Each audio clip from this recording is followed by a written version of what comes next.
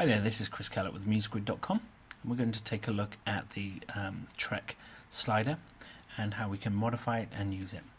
So I've installed the Trek slider using the .muslib file that came with the package, and the way that we can do that is we can either use the icon here on the library panel. We can right click on the file and install it by selecting Open With and then choosing Adobe Muse, or we can just, if we've just got a single installation of Muse, just double click it and it will open Muse and install. So once that's done, we can just open the folder here, MusicGrid Trek slider, and we have two sliders here, the small one for mobile and the larger one for tablet and desktop. Let's just drag that onto the page here. We've got a nice preview there of what it's going to look like. And you can see that it's quite a large unit, so it should fit nicely onto your page here. And we have, this is a composition widget, and we can see that this from the composition options, so we can change the transition, we can change the speed, whether it's on shuffle so that it shows up a different slide each time the page is loaded, and so on and so forth. But let's take a look at what that looks like. Let's preview this. We can see we have this nice horizontal sliding action here. We have the little dot buttons here. We have our left and right arrows, and we have text content with this nice background image. So let's go about see how we can go about modifying this. So if we click into the slide itself, we've selected that, and then we're going to click again. We can see in our layers panel that the composition widget where we've selected it, and we can see that we're in this target area there. So you can either click onto the page or use the layers panel, and then you can just select the layers like so, or we could select the layers by clicking on one of the buttons here, or we could scroll, or we could rotate through the layers by clicking on the left and right arrows there. But sometimes it's easier to choose the content by using the layers panel, because we can get directly to the content we want. So we can see with these triggers here, if we click through, we can select those individual triggers, or with the target here, we can select the target, the entire target. We can select the rectangle inside. We can select the text. So we're going to have that text selected, and we can just click in here then and replace that text. This background square here, we can select that, and we can see that it has this nice icon fill, so it has a color and then an icon in there that can be modified, and we can move this content around. If we select the target itself, we can see that that is where the background image is, because once that's selected, we can see in the fill area a little thumbnail of the image that's in there, and we can see there's a preview of it there.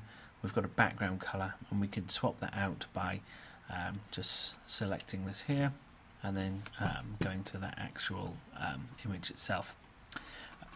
We have included with the file as well a Photoshop file, so you can use that to modify the content. We'll have another tutorial on how to modify content using the generator tool, but yes, it's very straightforward to modify this. If you have an image that's bigger than this area, then you would choose the scale to fill, but because we've made these images fit exactly, that's why we're using the original size.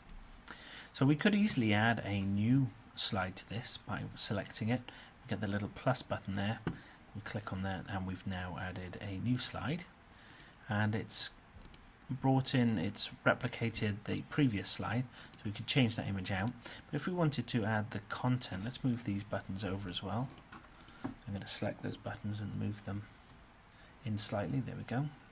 And then we want to have this very same layout here in the next slide, so I'm going to select all of these items here, copied those, and then I'm going to go to that slide there. I'm going to click into it, make sure that I'm on the target itself, then I'm going to go to edit, paste in place, and that'll paste everything into the correct place. So now I can modify that and change the background image as well. Let's take a look at the small Trek slider. Now once we've got this on the page, if we take a look at the options, you'll see that this isn't a composition widget. So I'm going to delete this so that we can see it a bit clearer. this is not a composition widget. We can see that this is actually an image slideshow. So to modify this, what we'd want to do first is let's click on it. Let's switch on the thumbnails, and we've styled up the thumbnails as well so that you can have this kind of two versions of this included, because you can either have the version with the thumbnails or the version without the thumbnails. So if I selected these three images, let's say I wanted to get rid of all of these and start from scratch. So I'm going to delete those. So everything's still there, all the framework that's there, but there's no images. So then I would click onto the unit, open the options up, and then load up these new files. So I'm going to go to, let's load those files back in. So I'm going to, let's have a look. Widgets, go masters, folders. You can see how some of how we work here with our different folders, our resources. And here we have those images. So I'm going to select those three images. Now these images are in our resources folder that comes with it, but we've embedded these images into the widget, so they're already part of that, but these are only sample images. Due to licensing, you would need to add your own images anyway. So we can see that those three images have been added. Let's scroll through them. Now this one here, it's a nice image, but we wanted to see more of the people here. So if we click on that slide there and then click again, we get our image frame here, and we can move that image over. So although it's an image slideshow, we can still get our images just how we want them. So I'm going to move these people in as well. And then on this last one here, that's pretty good, so I like that. Okay. With the text is actually the caption, so we can see that we've got captions switched on here. If we switch them off, then we could do that. We could make this purely just an image slider. We could switch off thumbnails. We could switch off next and previous. So go back now and switch all that on. Captions, and we have a text here with a little image in there. And if we go to our, we can see that that's been copied and pasted into this image panel, and we're using the wrap controls to set where that's positioned. And that little rectangle itself has got a fill with a background. So if we wanted to place that onto the next image and change it out for a different icon, I've got that there selected. I'm going to go to the next image. I'm going to click in here, and we've already got that image there, so we could just select that, go to our fill, go to our icons. Let's swap that out for the water icon, and then we have that new icon. If we wanted to add it from scratch, I'm just going to delete it from here and see how we do that. So if I paste this onto the page here, we can see we've got this little rectangle. Let's change the color of that. Let's change that to, let's say, this orange here, and let's change the icon to the camera. And then I'm going to copy or cut this. I'll cut this actually, and then I'm going to click on my text, double click in, so I've got my cursor, select my insertion point, which is at the beginning of this text here, and paste it in. And you can see that our wrap options here, we can select where we want that to be. Now the text also has spacing on it, so that how we get that nice border around it as well. So there we've added these additional images.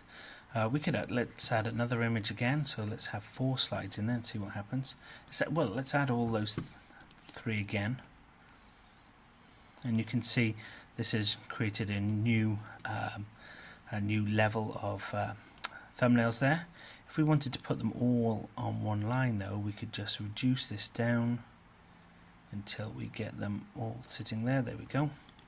And then we could just grab this, drag this up like that, and then that'll bounce down. So then we've got all of those. So that shows us how we can add these additional slides to the page as well. So that's how to use the large Trek and small Trek slider. Hope you enjoy using them. Thanks for watching.